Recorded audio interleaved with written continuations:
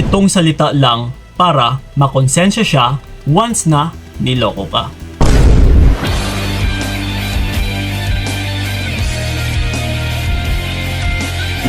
Yes, sa pamagat pa lang natin, ibig sabihin ay ito yung salita lamang yung bibitawan mo sa kanya. At wala nang iba. So, ito, kasi karamihan, yung iba is hindi nila alam kung anong mga dapat sasabihin, kung ano yung dapat gagawin, or kung minsan, dahil sa maling binibitawan na salita, sa mga partner nila na niloloko sila, ay mas lalo pang lumalayo yung mga partner nila. Yeah, so ibig sabihin, meron po tayong keyword, no, na kung ano ang dapat na sasabihin or bibitawang salita sa partner na nagloloko para siya ay hahantong na makokonsensya. So gusto mo ba yon? So panoorin niyo po yung video na ito. Okay, diretsahang sagot. Ano ba ang dapat nating bibitawan na salita? Walang iba utol kundi ito po, pakinggan ninyo ha, which is maikli lang naman ito, and kailangan ay huwag nyo nang dagdagan pa. Kung ano lang yung sinabi ko dito ay yun lang talaga yung bibitawan ninyong salita. No? Verbally or kahit through messages man. Okay? So, walang iba. Ito, kundi pinapalaya na kita para maging maligaya ka na at maging masaya. Okay? Di ba niloko ka? So yun lang po ang bibitawan mong salita. Kumbaga pa, pinapalaya mo na siya para siya ay maging maligaya.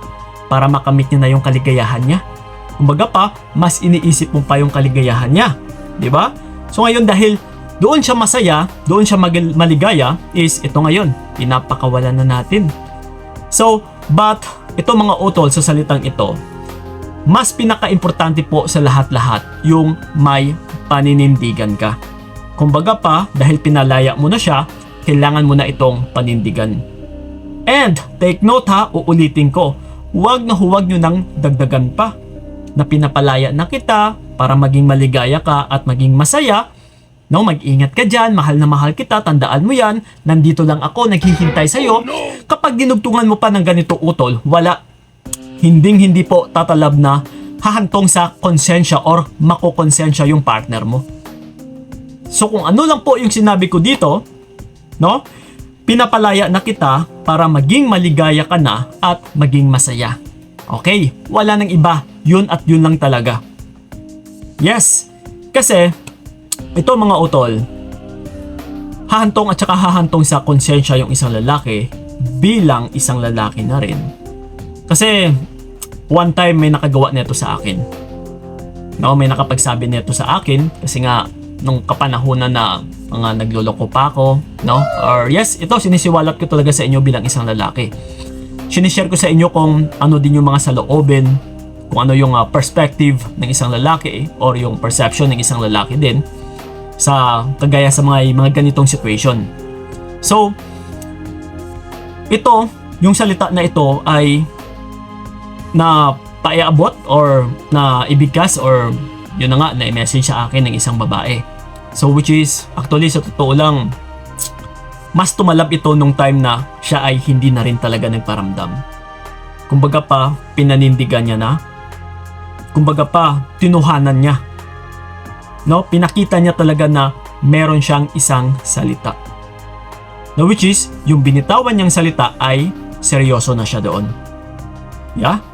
Kung ikaw kasi utol, once na binitawan mo ito, halimbawa, yung salita na ito, and then, no, kinabukasan andyan ka pa rin naman, once na mag-reach out siya sa'yo is, nagiging responsive ka pa rin naman, nagre-reply ka pa, or kung minsan, nagtatanong ka pa sa kanya, no, or kung tinatanong ka niya is, sumasagot ka din, hahantong at saka hahantong talaga na hindi makokonsensya yung partner mo.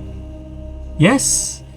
Pero kung pinalaya mo siya, and then, yung tipong nag-step back ka, nag-giveaway ka, no, nagparaya ka, yung tipong wala nang marami pang cheche-bureche, hindi ka na nakikipag-agawan, hindi mo na siya inaway. Diba? Try to imagine that. No? Na, ito yung nangyari sa akin. Which is, noon, hindi na nakipag-agawan yung babae.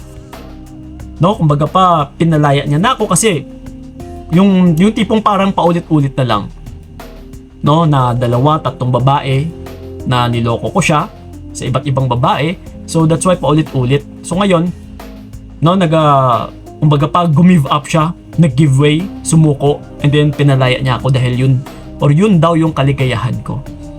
So but then, yun na nga, nung time na siya ay naglaho, na hindi na nagparamdam, no, umaabot po ito ng 3 or 2 buwan na bago makakaramdam yung isang lalaki ng konsensya. That's why mga utol, sa mga no contact dyan, no, yung mga no contact rule ay it takes time talaga. No, panahon po ang kailangan. Huwag po tayong magiging atat, huwag po tayong magiging madali, or huwag tayong magmadali. Na Kuya Kiko, gusto ko bukas ganito, babalikin siya kaagad sa akin. Walang ganun utol. Yes, panahon po ang yung makapagsasabi, or panahon po talaga yung sasagot ng lahat-lahat ng ito.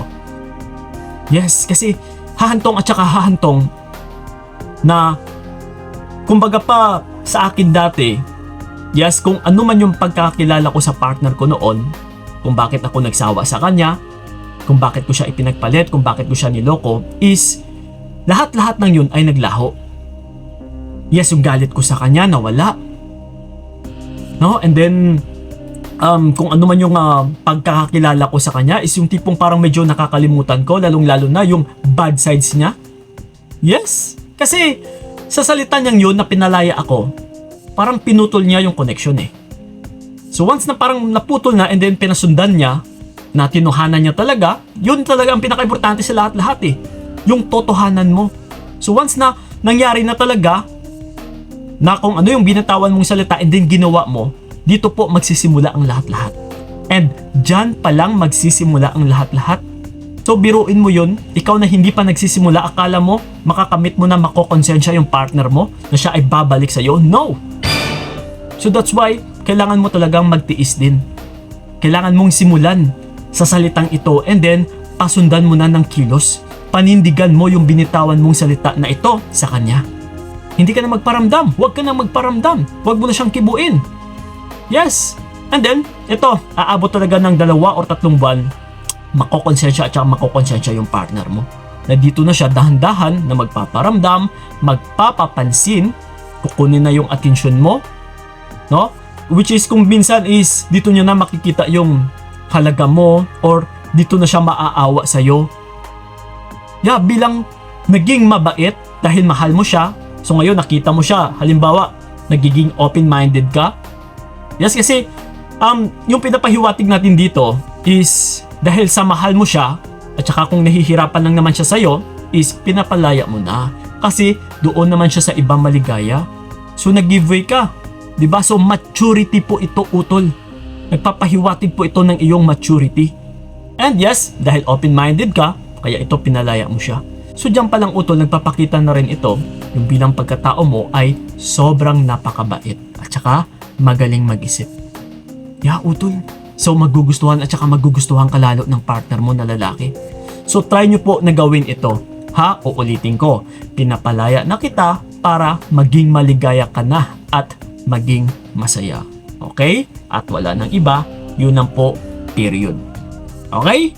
So yun ang po mga utol, sana'y nakatulong yung video na ito and then sa mga nais ako makausap one-on-one, PM nyo po ako sa aking FB page ng Payong Kaibigan ni Kiko. Yes, mag-usap-usap tayo doon and magsiset po tayo ng appointment para sa inyo. Maraming salamat, so ingat kayo. God bless and babu! Ayoko na rin magtiis, ayoko na sasakit. Mas mabuti nang bitawan ka para wala nang pait.